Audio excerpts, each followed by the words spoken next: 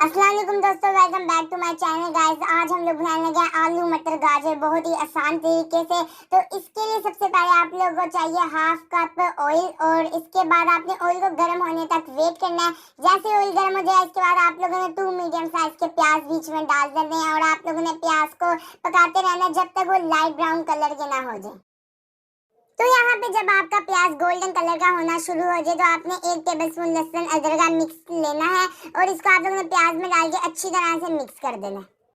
जब आपका प्याज गोल्डन कलर का हो जाए तो 2 मीडियम साइज के टमाटर डालने हैं कटे हुए, फिर उनको अच्छी तरह से मिक्स करना है। भी थोड़ा सा पानी डालना है ताकि जो टमाटर है वो अच्छी तरह से गलना स्टार्ट हो जाए। इसके बाद आप लोगों ने अपने मसाला जार डालना शुरू करना है। 1 चम्मच नमक का, आधा चम्मच लाल मिर्च, आधा चम्मच हल्दी, 1 चम्मच जीरा, 1 चम्मच सूखा धनिया पाउडर और एंड पे लास्ट पे आधा चम्मच गरम मसाला। अच्छी तरह मिक्स करके इनको 3 से 4 मिनट तक पकने दें।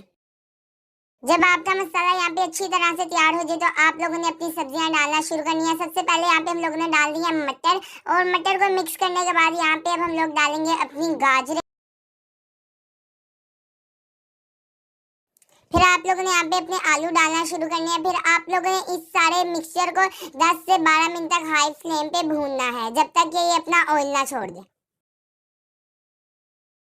अच्छी तरह अपनी सब्जियों को भूनने के बाद इसमें पानी शामिल कर देना है।